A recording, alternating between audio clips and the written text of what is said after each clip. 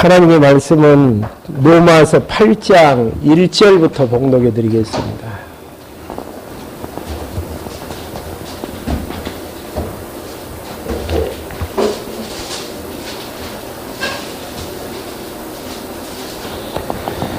로마서 8장 1절입니다. 그러므로 이제 그리스도 예수님 안에 있는 자들에게는 결코 정죄함이 없다. 이는 그리스도 예수 안에 있는 생명의 성령의 법이 죄와 사망의 법에서 너를 해방하였기 때문이다. 2절까지 봉독해 드렸습니다.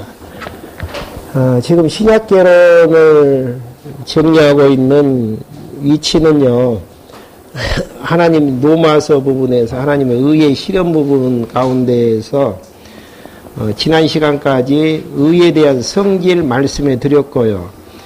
8장 1절부터 이제 하나님의 의의 결과에 대한 부분들부터 정리해 드릴 수 있도록 그렇게 하려고 합니다.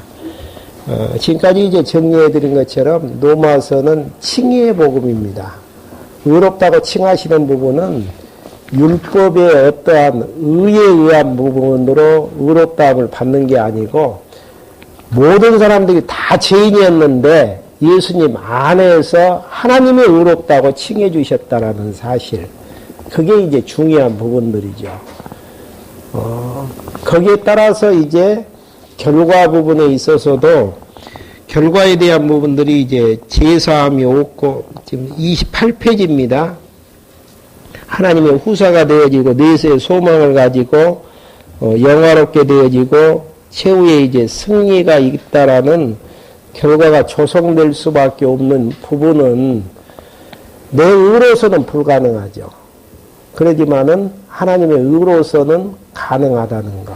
그럼 이제 여기에서 본문에 들어가기 전에 중간 부분이 이제 하나님의 의의 실현, 또렷이 이제 나타낸다라는 의미가 3장 21절부터 11장까지 내용에 담겨져 있는데요. 한번 누가 의에 대한 그 실현, 그 다음에 성질, 연결고리를 걸어서 의에 대한 결과 한번 이야기 한번 해보시렵니까? 단마디로 정리를 한번 할 수 있어야지요. 지금 이제 8장 1절 부분에 보면 그러므로 서신서에서는 접속사가 굉장히 중요하죠. 그러므로는 어디를 봤죠? 앞에 이제 내용들을 다 받는 내용들이죠. 어떤 내용입니까? 짤막한 이야기를 한다면은. 율법으로는 의롭다함을 얻을 육체가 없는데, 그러나, 3장 21절부터 이제 그러나죠. 한번 3장 21절 한번 봐보실까요? 20절. 그러므로 율법의 행위로는 그분 앞에서 의롭다함을 받을 육체가 없으니 율법으로는 죄를 깨달을 뿐이다. 그러나 이제는 율법과 상관없는 하나님의 의가 나타났으니 이는 율법과 선지자들에 의하여 증언을 받는 것이다. 그러나 율법의 행위로 의롭다 하심을 얻을 육체가 아무도 없는데, 그러나 한 가지 이제 다른 방법이 있다라는 이야기죠. 그 방법이 하나님의 이제 의가 나타나서 믿음으로 이제 의를 이제 실현하게 되어지는 것인데, 그 의에 대한 성질을 단마디로 이야기하면은 은혜로 하나님께서 우리를 의롭다고 칭하셨다라는 거. 믿음으로 하는 행위 자체가 은혜로 이제 되어졌는데, 그 은혜로 하셨기 때문에 그 결과는 이러이러한 결과를 산출하게 되어진다. 그리고 이제 바로 뒤쪽에서 이제 연결되어지는 부분은 그 결과에 대한 근거가 무엇인가. 약속과 예언에 근거한다. 다 자체에도 이제 연결고리를 걸게 되어지는 부분들이죠. 그러니까 하나님께서 율법의 행위로는 의롭다함을 받을 육체가 없고, 율법은 죄를 깨닫게 하기 위해서 심판에 처하기 위해서 율법을 주셨는데, 그러나 3장 21절부터 그러나 믿음으로 이제 하나님께서 의롭다함을 주셨는데, 믿음의 성격 자체가, 의의 성격 자체가 은혜로 하나님께서 주시는 의이다. 그렇기 때문에 하나님이 은혜로 주셨기 때문에 이런 결과를 맺을 수밖에 없는 부분으로. 그러니까 이런 이제 결과에 대한 확증이 없다라는 이야기는 무슨 이야기입니까? 하나님께서 의롭다 하심을 얻을 방법 자체를 믿음으로 이제 주셨는데, 믿음이 이제 약한 데에서 이제 그런다라는 이야기죠. 어떤 믿음요? 무슨 일을 해야만이 하나님의 역성이 되어질 줄로 생각하면서 살았는데, 그게 아니고, 이제, 믿음으로 이제 의롭다고 이제 칭해 주셨다라는 확신이 마음속에 이제 깃들지 않는 데에서 이 결과에 대한 확증을 가져오지 못하게 되어지는. 근데 결과에 대한 확증을 가져다 주는 것은 하나님의 의이기 때문에 가능하지 인간의 의로는 불가능하다는 거. 그래서 이제 의에 대한 확증에 대한 부분들을 언약과 이제 예언으로 뒤쪽에서 이야기를 하면서 마지막 부분에서는 그걸 정리하면서 하나님의 주권을 굉장히 강조하게 되어지는 쪽으로 정리가 이제 마치게 되어지는. 그러니까 의에 대한 이제 결과 부분이 이제 3장, 8장 내용인데요. 먼저 이제 첫째 번 내용은 무슨 내용? 결코 정죄함이 없다라는 거. 1절, 2절 한번 봐보시죠. 한번 하나하나 확인 한번 해보겠습니다.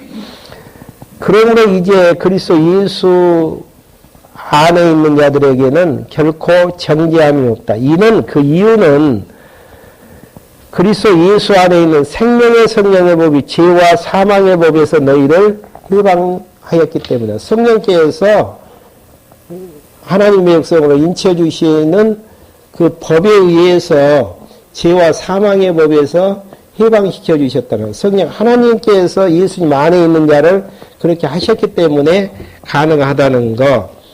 그 다음에 그 방법 자체가 결코 이제 정죄함이 없는 이유가 3절부터 8절까지 보시면은 아들로 율법의 유혹을 이루게 되어진, 3절만 한번 읽어보시죠. 율법이 육체로 말미암아 연약하여 할 수 없는 것들을, 그것을 하나님께서는 하셨으니, 여기 나오잖아요. 율법이, 육체는 인간 육체죠. 인간 육체로서 말미암아 연약하여 할 수 없는 것들을, 없던 그것을 누가 하셨다고요? 하나님이 하셨으니, 곧 자기 아들을 죄 있는 육체의 모양으로 보내 속죄제물로 삼으셔서 그 육체 안에서 죄를 심판하신 것이다. 하나님이 하셨기 때문에 정죄함이 없다라는 이야기예요.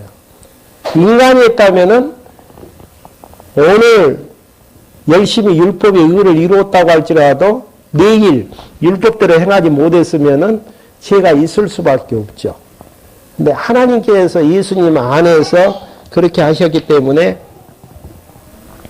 가능하다는 것. 그 다음에 하나님의 영이 죽을 몸도 살리게 되어지는 11절 한번 봐보시죠.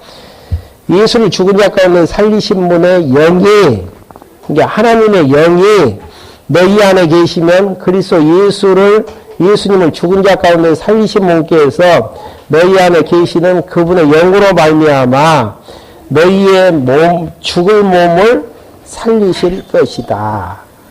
그러니까 이미 허물과제로 다 죽어버렸는데 성령 하나님께서 생명을 허락해 주심으로 우리를 이제 살리시는 부분으로 11절에 이야기를 하게 되어지죠. 그래서 이제 결코 정죄함이 없다라는 것. 두 번째, 하나님의 이제 후사가 되어지는 것인데, 성령의 인도를 받는 자, 하나님의 후사는 누구인가? 성령의 인도하심을 받는 자. 8장 14절. 누구든지 하나님의 영으로 인도함을 받는 자는 하나님의 아들들이다. 중요한 부분은 성령 하나님께서 우리를 인도하시기 때문에 하나님의 아들이 이제 되어진다라는 이야기고요. 16절에 보시면 양자의 영을 받는 자녀라는 사실. 16절 한번 봐볼까요? 성령이 친히 우리 영으로 우리가 하나님의 자녀인 것을 증언하신다. 내가 율법을 지켰느냐 안 지켰느냐에 따라 내가 확증하고 어떤 사람들이 확증해 나가는 게 아니고 성령이 우리 안에 들어오셔서 하나님의 자녀인 것을 성령이 확증해 주신다라는 거. 그렇기 때문에 우리는 하나님의 이제 후사가 되어지는 것이죠. 그리고 이제 그리스도의 후사가 되어지는 것인데 17절 한번 봐보실까요? 자녀이면 또한 상속자여 그리스도와 함께한 상속자이니 우리가 그분과 함께 영광을 받기 위하여 고난도 함께 받아야 할 것이다. 그러니까 자녀이기 때문에 상속자하고 그리스도와 함께한 상속자이기 때문에 마지막 날 영광 중에 우리가 이제 영광을 받게 되어지죠. 그러면 이 과정 속에서 이 땅을 살아나갈 때에는 어떠한 것들을 받을 수밖에 없나 고난도 함께 받는다라는 거. 고난도 함께 받는다라는 거. 우리가 이제 하나님의 자녀이면 왜 고난을 받아야 되느냐 이런 질문을 많이 하잖아요. 예수님이 고난 받으시고 영광 중에 승천하셔서 하나님 우자에 앉으셨잖아요. 그렇기 때문에 지체이면은 영광도 받아야 되지만 고난도 반드시 받아야 된다는 사실. 왜요? 하나님의 자녀이기 때문에. 예. 하나님의 자녀이기 때문에 이제 가능한 부분들이죠. 그 다음에 이제 세 번째, 내세의 소망을 가지게 되어지는, 내세의 소망을 가지게 되어지죠. 근데 이제 현재의 고난 중에 피조물도 나타날 영광을 소망하게 되어지는, 모두가 이제 죄로 덮였기 때문에 21절 보시면은 그 바라는 것은 피조물 자신도 썩어짐의 종로로라는 것에서 해방되어 하나님의 자녀의 영광스러운 자유에 이르는 것이니라. 우리만 이제 죄 때문에 탄식하는 게 아니고 모든 피조물들도 죄의 부패에 덮인 상태에서 그리스도가 이제 나타나기를 바라고 고대하게 되어질 것을 고대하게 되어짐을 이야기하는 부분들입니다. 그리고 이제 23절부터 25절까지 성도들도 몸의 이제 구속을 소망하게 되어지죠. 이뿐 아니라 또한 성령의 처음 익은 열매를 가지고 있는 우리 자신도 처음 익은 열매가 누구죠? 예수 그리스도시죠. 자신도 속으로 탄식하면서 양자될 것, 곧 우리 몸의 구속을 기다리고 있다. 그 다음에 선하고 영화스럽게 된다라는 사실, 성령이 이제 우리를 위해서 강구하심으로 선을 이루게 되어지는, 우리 기도 잘 않지 않아요. 근데 여러 가지 것들이 응답이 많이 되어지죠. 그 이유는 성령 하나님께서 우리를 대신해서 하나님께 합당하니 기도하는 데에서 그 응답이 이제 되어지는 것임을 말씀하시는 부분들입니다. 26절 한번 봐보실까요? 이아지 성령께서도 우리의 연약함을 도우시나니 우리가 마땅히 기도해야 될 것을 알지 못하나 오직 성령께서 친히 말로 표현할 수 없는 탄식으로 우리를 위하여 간구하신다. 마음을 살피시는 분께서 성령의 생각이 무엇인지를 아시니 이는 성령께서는 하나님의 뜻대로 성도를 위하여 간구하시기 때문이다. 그러니까 성령께서 누구의 뜻대로요? 하나님의 뜻대로. 우리는 이제 기도하지 못하게 되어지지만은 하나님의 뜻대로 기도하게 되어지. 놔두셔요.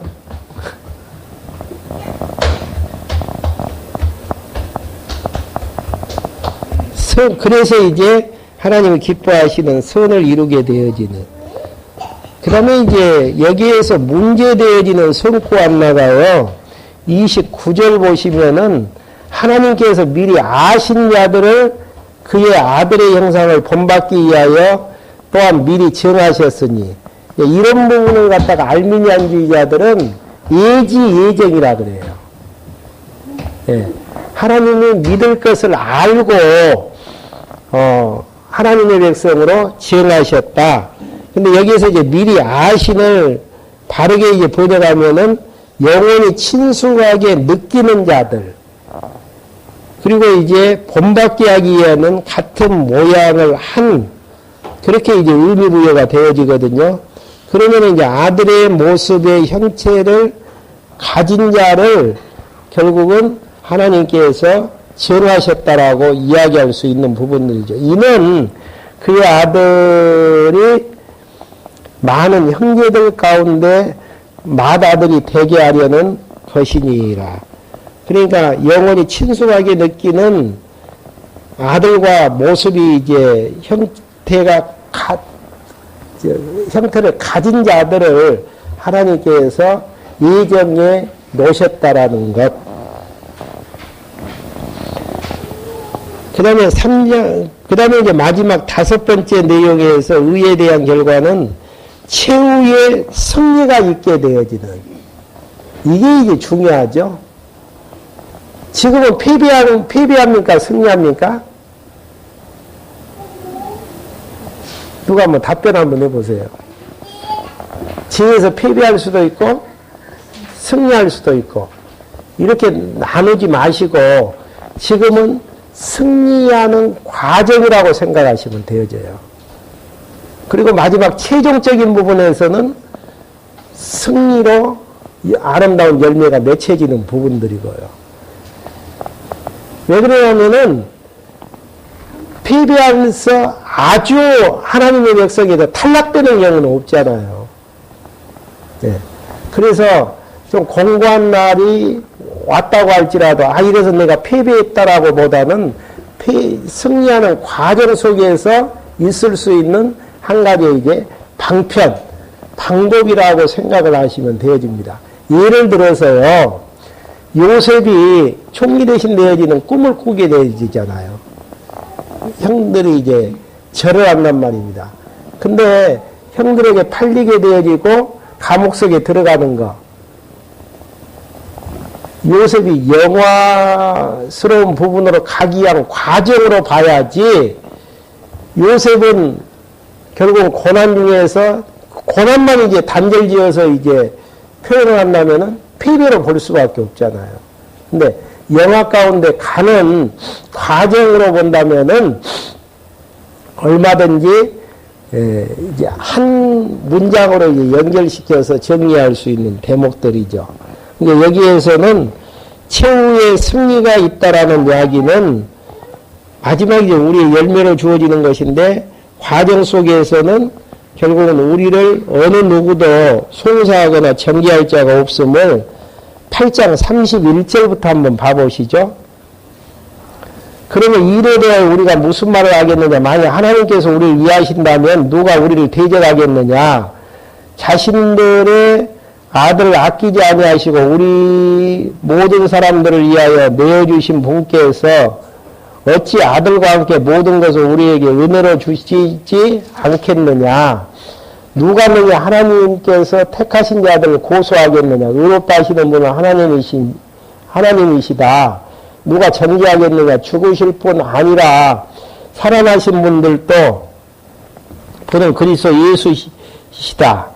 예수님이시다. 그분께서는 하나님 오른편에 계시며 우리를 위하여 강구해 주신다. 그러니까 33절에 보면은 의롭다 하시는 분이 하나님이신데, 하나님께 능히 누가 하나님께서 택하신 자를 고소하겠느냐. 고소할 수 없다라는 이야기예요. 그러면은 의롭다고 칭함을 받는다라는 것은 확정적입니까? 불확정적입니까?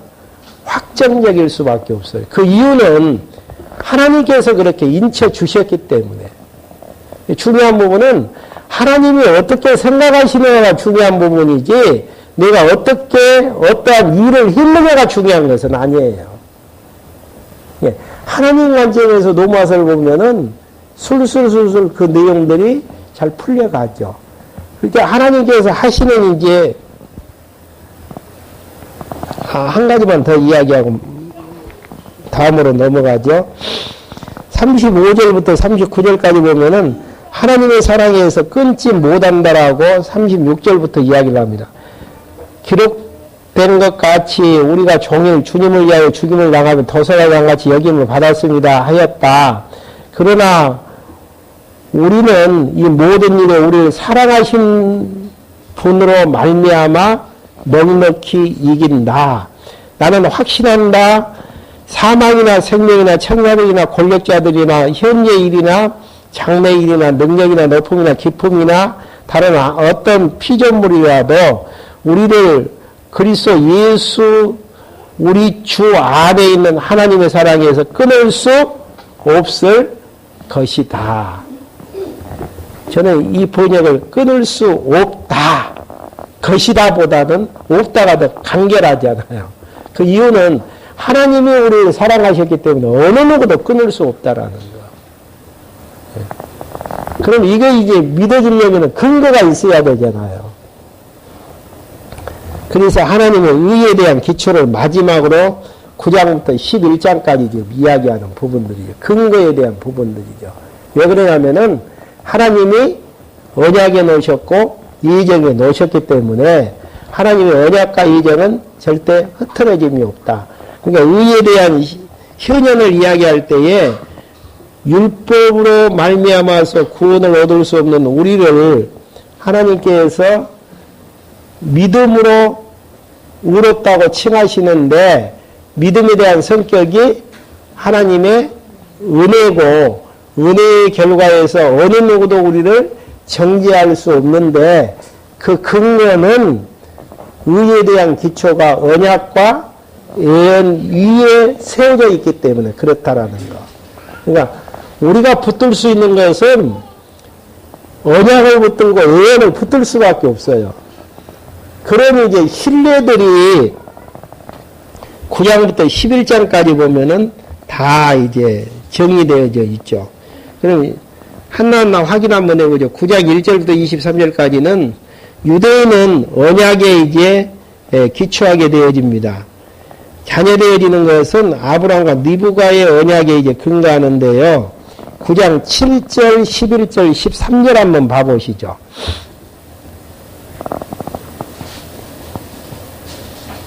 (9장 7절) 아브라함의 씨가 모두 그 자녀가 아니다. 오직 이삭으로부터 난 자라야 내 씨라고 불릴 것이더라고 하였으니, 그러면서 11절 그 자식들이 아직 태어나지도 않고 무슨 선이나 악을 행하기도 전에 택하심을 따라 되는 하나님의 뜻이 행위로 말미암지 않고 오직 부르시는 분으로 말미암아 서게 하시려고. 그러면서 13절 기록된 것 같이 내가 야곱은 사랑하고 에서는 미워하였다라고 하였다. 13절 내용은 지금 시점이 언제입니까? 리브가 자기 어머니 뱃속에서 태어나서 선악을 행해보지도 않는 상태에서 야곱은 사랑하고 에서는 미워했다라는 거. 이미 그때 선언을 해버려요. 쌍둥이를 뵀었는데, 그 이유는 무슨 근거로 이제 그렇게 하는가? 11절 앞으로 다시 한번 가보죠. 그 자식들이 아직 태어나지도 않고 무슨 선이나 악을 행하기도 전에 택하심을 따라 되는 하나님의 뜻이 뭔가? 행위로 말미암지 않고 오직 부르시는 분으로 말미암아 서게 하시려고. 부르시는 그분. 그러니까 우리가 의롭게 되어지고 의롭게 되어지지 않는 것은 유대인들은 언약의 근거에서 이제 그렇게 되어지는 것인데, 하나님의 뜻대로 되어지는 부분들인데, 하나님의 뜻은 어디에 이제 있는가? 부르시는 분에 의해서. 하나님이 불러주시면은 의롭다고 칭함을 받는 하나님 백성이 되어지는 것이고, 안 불러주시면은 어찌할 수가 없어요. 거기에 우리는 불평불만 할 수가 없는 이유가 왜 그러죠? 하나님은 창조주시고 우리는 피조물이기 때문에 어쩔 수 없어요. 예. 하나님에 의해서 우리 인생이 바뀌어지고 의롭다고 할 수도 있고 불의함에 처할 수도 있다라고 인정을 받는 것이지 우리의 행동에 의해서 결정되어진 것은 아니다라는 거. 그래서 그렇게 이제 정의를 한다면은 소도 부분만 봐도 하나님께서 의롭다 하면은 의인 되어지는 거라니까요. 의롭다고 하지 아니하면은 계속 불의 가운데서 살 수밖에 없는 것이고요. 불르심 분으로 말미암아서 결정되어질 사항이지 나하고는 전혀 관계없다니까. 어떻게 알 수 있나. 야곱하고 에서하고 똑같이 어머니 뱃속에 있었는데 나오기도 전부터 야곱은 사랑하고 에서는 미워했다라는 거. 이렇게 보면 인간 편에서 보면 하나님은 진짜 불공평한 하나님이죠. 근데 신학적인 용어로 보면은 하나님의 주권이에요. 하나님 마음대로 하실 수 있다니까요. 정해놓고. 예. 하나님이 싫어하는 것은 싫어해서 좋은 것이고 좋아하시는 것은 좋아해서 좋은 것이고 하나님 마음대로예요. 그게 하나님의 절대 주권에 대한 부분들이죠. 그 다음에 모세언약의 근거에서 14절부터 18절까지 보시면은 긍휼히 여길 자는 긍휼히 여긴다라는 내용 9장 14절 한번 봐볼까요? 그러면 우리가 무슨 말을 하겠느냐? 하나님께서 불의가 있으시냐? 예. 태어나기도 전부터 사랑한다, 미워한다 해버렸기 때문에 불의한 하나님이야. 그 이야기예요, 지금. 당연히 질문할 수 있는 내용이잖아요. 결코 그럴 수 없다. 하나님께서 모세에게 말씀하시고 우리가 긍휼히 여길 자를 긍휼히 여기고 불쌍히 여길 자를 불쌍히 여기겠다고 하셨으니 그러므로 이것은 원하는 자로 말미암은 것이 아니고 다름질하는 자로 말미암은 것도 아니며 오직 긍휼히 여기는 하나님으로 말미암은 것이다. 하나님에 의해서 결정되어진다는 거예요. 성경이 바로에게 말씀하시기를 내가 이것을 위하여 너를 세웠으니 곧 너로 말미암아 내 능력을 나타내고 내 이름이 온 땅에 전파되게 하려는 것이다. 이것 때문에 그러죠.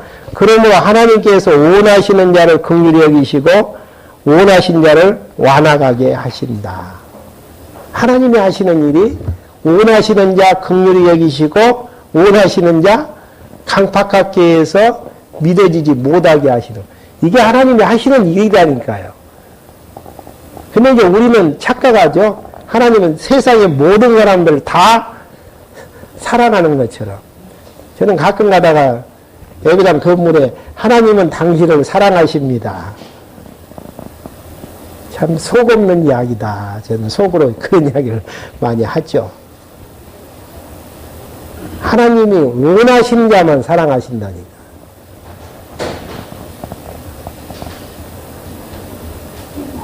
그래서 이제 그 뒤에 바로 나오는 게 토기장의 비유죠. 20절부터 21절. 사람아 참으로 네가 느끼기에 감히 하나님께 반박하겠느냐. 지으심을 받는 것이 지으신 분에게 왜 나를 이렇게 만들었습니까? 라고 말하겠느냐.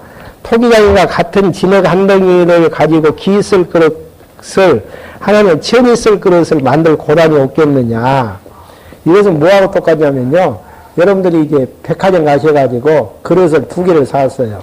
하나는 개밥 그릇으로, 하나는 귀한 손님 오실 그릇으로 딱 선택을 해놨단 말입니다. 근데 그릇이 나는 왜 개밥 그릇을 씁니까?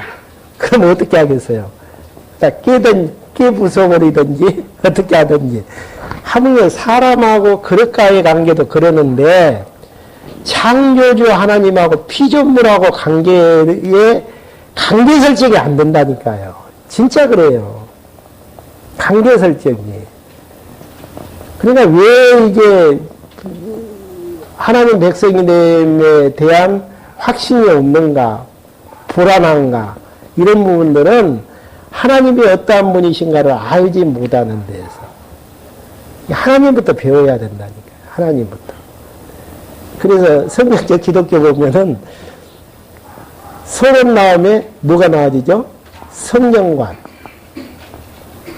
성경관에서 그 다음에 나와지는 게 신관.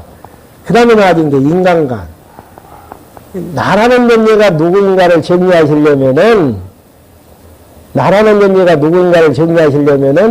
하나님이 어떤 분이신가에 대한 정리 앞에서 창조주와 피조물로 전능자와 무능자로 주권자와 도구로 영원한 자와 유한한 자로 정리가 끝났을 때에 정확한 답변이 나올 수가 있단 말입니다.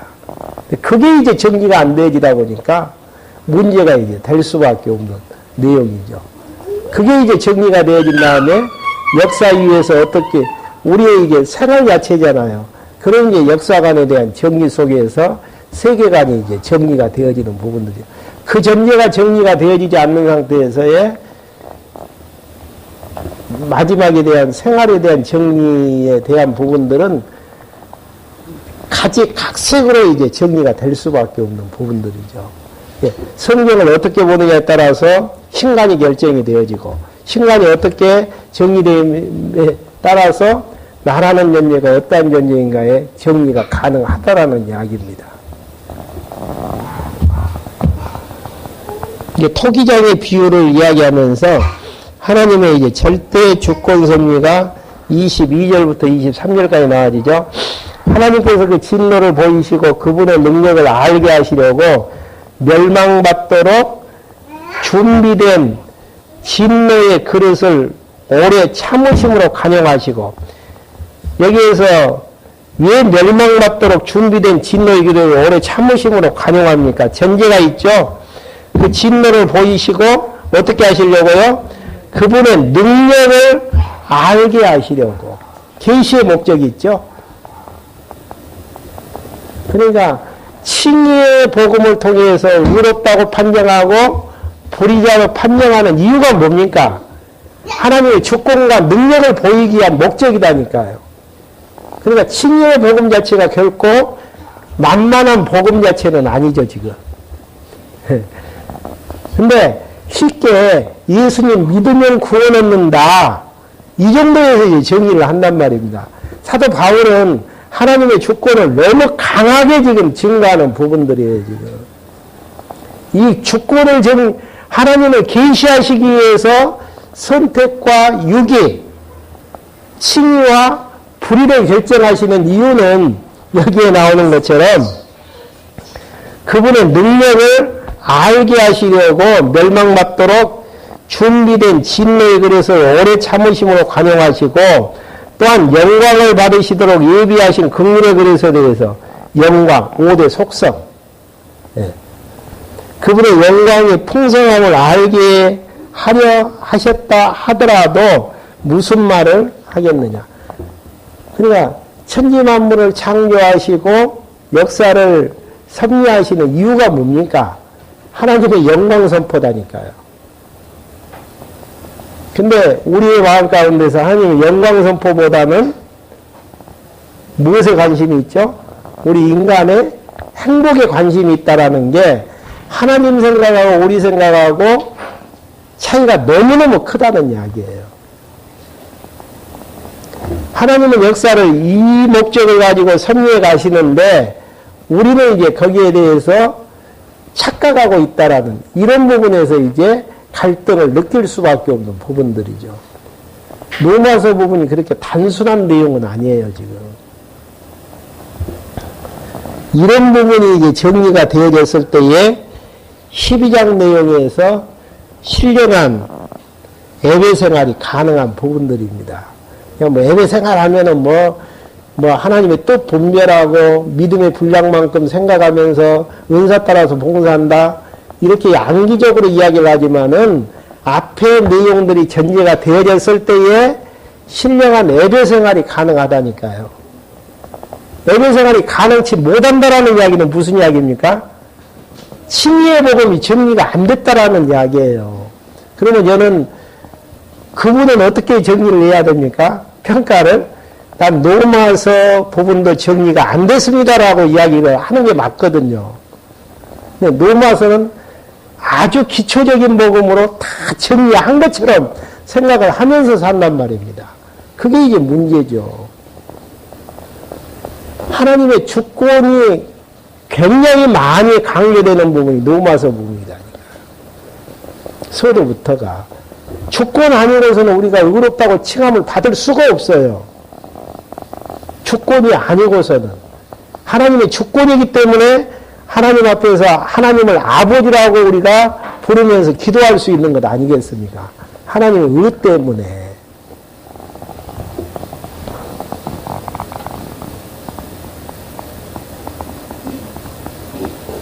그러면서 이제 이방인으로 넘어가렵니다. 9장 24절부터 10장까지 이방인은 내연에 기초하게 되어지는데요. 먼저 이제 9장 24절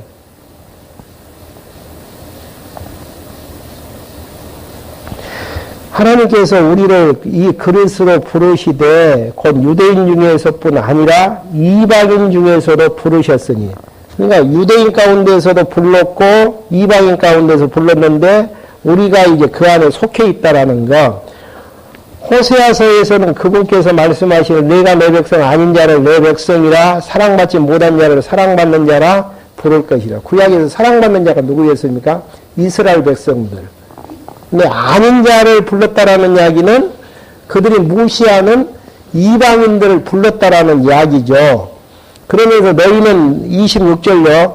너희는 내 백성이 아니다 하고 그들에게 말씀하신 그곳에서 그들이 살아계신 하나님의 아들이라고 불리울 것이다. 주권자 하나님은 살아계신 하나님이신데 그분의 아들이라고 이방인을 불렀다라는 호세아서 2장 23절, 1장 10절의 말씀에 근거해서 이미 예언대로 남아있는 너희들 하나님의 백성으로 인정을 해 주셨기 때문에 의인이라는 이야기죠. 그러면서 이제 하나님께서 29절에서는 남겨두시죠. 29절. 그 이사야가 미리 말하기를 만일 만군의 주께서 우리에게 씨를 남겨두지 않으셨다면 우리가 소돔과 같이 되고 고모라 같이 되었을 것이다라고 한 것과 같다. 남은 자의 사상, 신학적인 용어로 이야기하면 남은 자의 사상이거든요. 남겨주셨기 때문에 가능하다는 거. 그 다음에 이방인이 의를 얻는 부분에서 30절 의의 율법을 따르는 이스라엘은 율법에 이르지 못하였다. 아니 30절 그럼 우리가 무슨 말을 하겠느냐. 의를 따르지 않는 이방인이 의 곧 믿음으로 말미암은 의를 얻었으나 의의 율법을 따르던 이스라엘은 율법에 이르지 못하였다. 왜 이런 현상들이 일어나지죠? 해석해 보십시오. 하나님이 그렇게 예정해 놓으셨기 때문에, 작정해 놓으셨기 때문에 어떤 과정에서 그렇게 하는가에 대한 부분은 이제 뒤쪽에 나와집니다. 이스라엘을 부딪힐 돌을 이제 부딪히게 했기 때문에 33절 한번 나오죠. 기록된 것 같이 보아라. 내가 시온의 거친 돌과 걸려 넘어지게 하는 바위를 두니 그분을 믿는 자는 부끄러움을 당하지 않을 것이다라고 하였다. 유대인들이 이제 넘어지게끔 거친 돌과 바위를 두신 분이 누구시다는 이야기입니까? 주권자 하나님이 그렇게 하셨다라는 거. 그러니까 다 믿게 하는 게 하나님의 뜻 아니에요. 긍휼히 여기시는 자는 믿는 게 하나님의 뜻이고 미워하는 자는 하나님께서 못 믿게 해서 거친 돌에. 근데 우리는 다 믿고 구원을 얻었으면 좋겠다라고 생각할 때가 있잖아요. 그 이야기는 내 뜻이지 하나님의 뜻하고는 전혀 관계가 없는. 그러니까 하나님하고 나하고 관계 설정만 정확하게 되어지면은 신앙 정리는 편안하다니까요. 관계 설정이 안 되어지다 보니까 문제가 이제 야기가 되어지고 역사관 정리가 안 되어지면서 세계관 정리가 문제가 될 수밖에 없고 내 기준에서 이게 되어지는 부분들이 될 수밖에 없는 부분들이죠. 신간에서 이제 정리해야 될 가장 근본적인 내용이 하나님은 존재하시느냐 존재하지 않느냐, 유실론이냐 무실론이냐. 인간관계, 인간론에서 정리해야 될 가장 중요한 부분이 능동적인 인간이냐 피동적인 인간이냐. 네. 역사관에서 가장 중요한 부분이 역사에 대한 해석 부분에서 모두가 다 긍정적이냐 아니면은 긍정과 부정으로 겹치는 부분들이 있게 되어지느냐. 이런 부분들이 정리가 되어졌을 때에 아름다운 이제 인생 설계에 대한 부분들이 나와질 수밖에 없는 이런 부분들이 이제 정리가 안 되어진다 보니까 그냥 자기 생각에 대한 표현에 의해서 다양한 행동 지침들이 나아질 수밖에 없다니까요.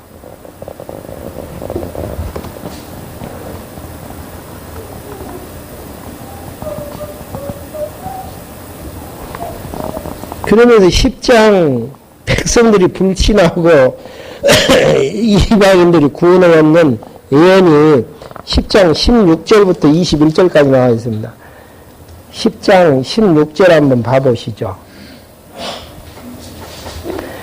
그러나 그들 모두가 다 복음에 순종한 것은 아니다. 이사야가 말하기를 주님 우리가 전한 것을 누가 믿었습니까? 라고 하였다. 그러므로 믿음은 들음에서 나며 들음은 그리스도의 말씀으로 말미암는다.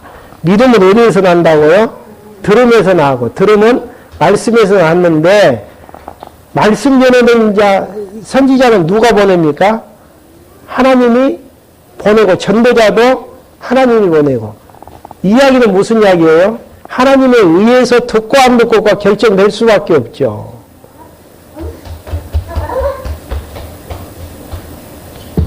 그러면 내가 묻겠다. 그들이 듣지 못하겠느냐? 듣지 못하였느냐? 그렇지 않다.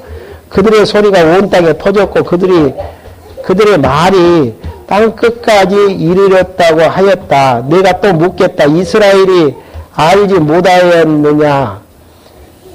먼저 모세가 말하기를 내가 백성 아닌 자를 통하여 너희를 시기하도록 하고 미련한 백성을 통하여 너희를 분노하게 하겠다 하고 이야기는 무슨 이야기냐면은 하나님이 시기케 만들고 분노케 했어요. 그 이유는 그 방법은 유대인들 자기만 하나님의 백성으로 인정을 받았거든요. 자부심이 있었어요. 그런데 이방인들이 예수님을 믿어가지고 구원의 반열에 들어간다라는 거 시기 나고 질투 날 수밖에 없죠.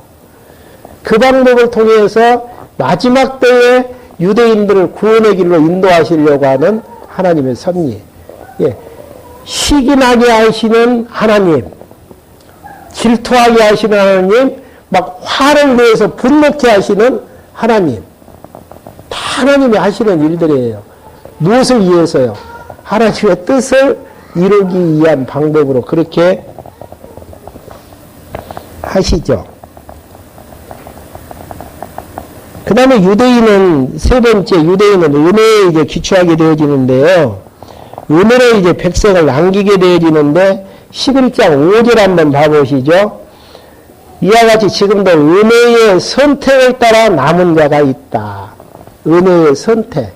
은혜도 누구에게나 다 주는 게 아니고, 하나님께서 선택해 주시는 자만이 가능하다라는 것.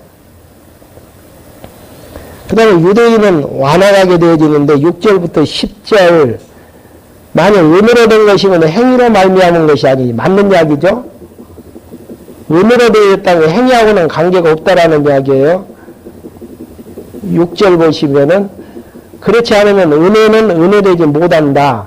그러면 무엇이냐? 이스라엘은 그들이 찾던 것을 얻지 못하였지만 오직 택하심을 입는 자들은 얻었고 그 남은 자들은 완악해졌다. 기록된 것 같이 하나님께서 오늘날까지 그들에게 혼미한 영과 보지 못한 눈과 듣지 못한 귀를 주셨다라고 하였고 다윗도 말하기를 그들의 식탁이 그들에게 올무와 덕과 걸리지 않게 하는 것과 복이 되게 하시고 그들의 눈은 어두워져서 보지 못하게 하시며 그들의 등은 항상 굳게 하소서라고 하였다. 그러니까 보지 못하게 하고 듣지 못하게 하고 혼미한 영을 줘서 깨닫지 못하게 하시는 하나님. 말씀은 다 듣게 하기 위해서 주시는 게 아니다니까요. 유대인들 지금 듣지 못하잖아요. 깨닫지 못하지 않습니까? 그 이유는 아직 이방인의 때가 다 충만한 길에 들어오지 못했기 때문에. 유대인들이 이제 완화하게 되어지는 이유에 대해서 6절부터 10절까지 이야기를 했죠. 그 이유는 이방인들을 이제 부욕케 하기 위해서 그렇게 됐음을 이야기합니다. 11절, 12절. 그러면 내가 묻겠다. 그들이 완전히 쓰러져 버릴 만큼 걸려 넘어졌느냐? 결코 그럴 수 없다. 유대인들에 대해서 하는 이야기죠.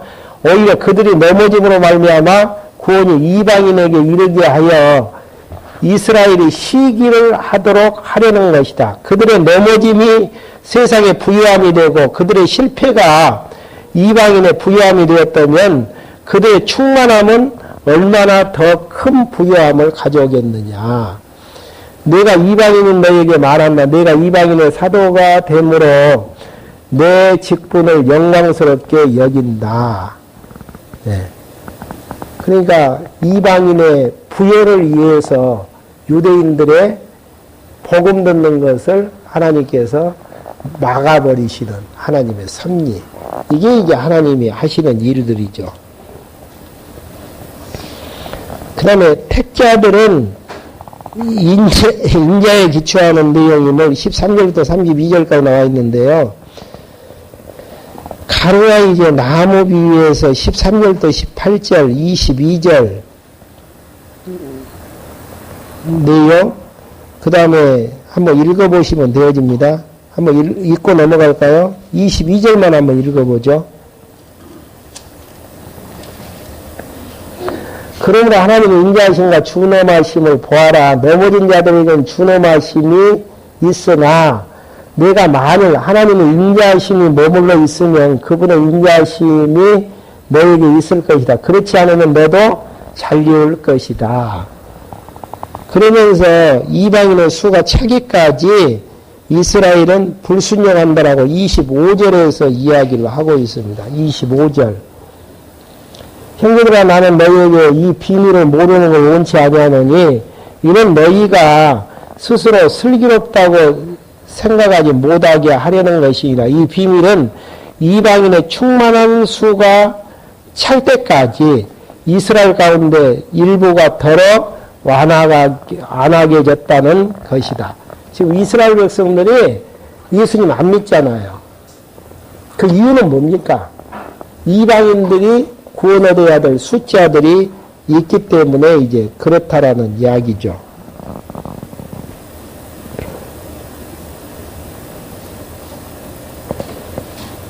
그러면서 32절 한번 봐보실까요?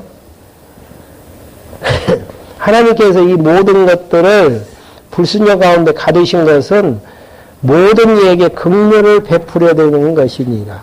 왜 모든 사람들을 다 불순종 가운데 가두었나? 이유는 뭐예요? 목적은 불순종 가운데 가두는 이유는 긍휼을 베풀기 위해서. 그러니까 이것 정리하시면 됩니다.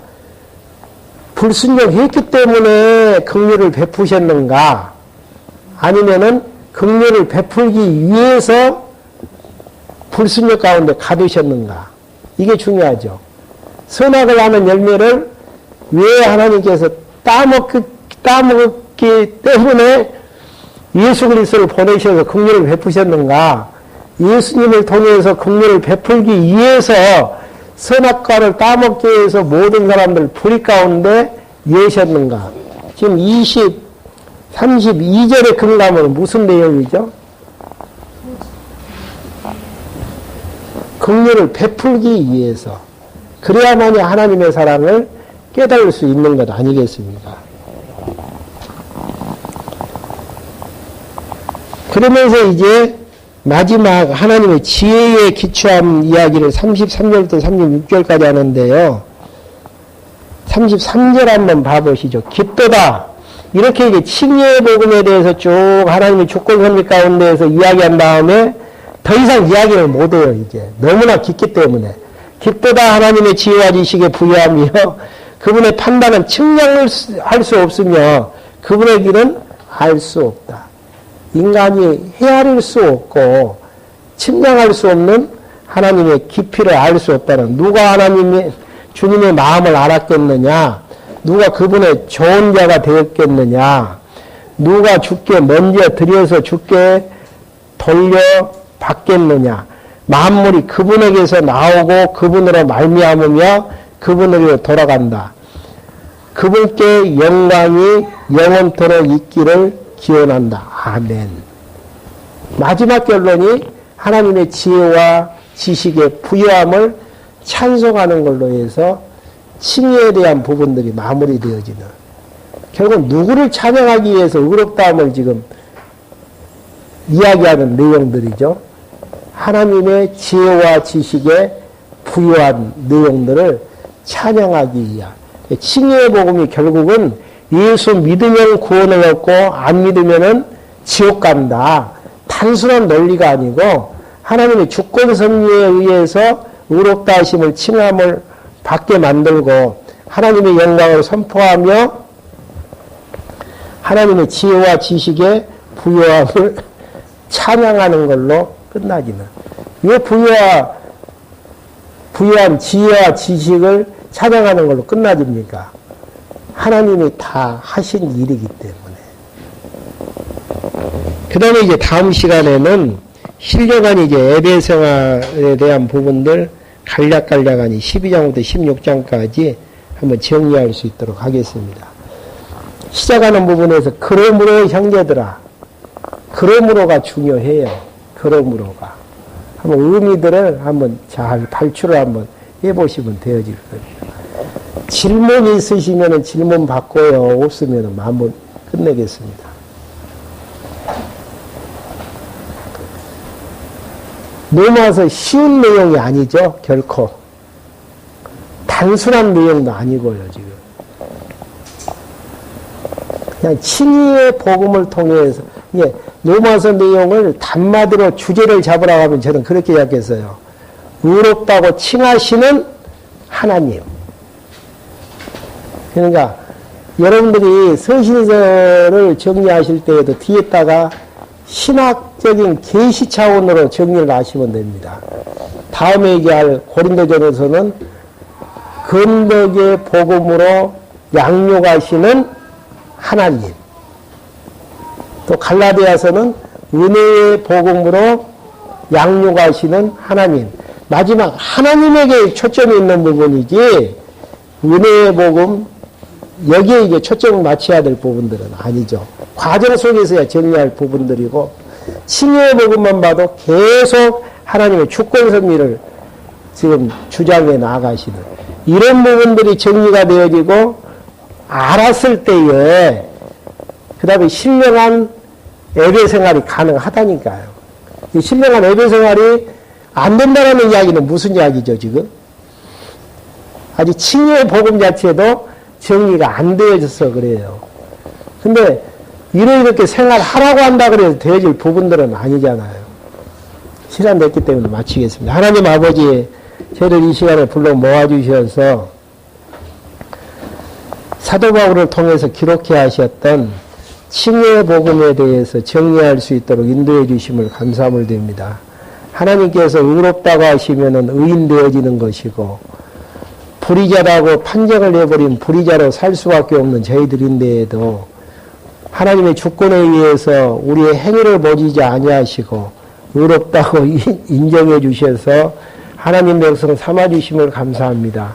이 살아계신 여호와 하나님을 다시 한번 생각해 주셨으므로 잊어버리지 않고 하나님을 여호와로 경외하면서 살아나가는 저희들 될 수 있도록 인도해 주시옵소서.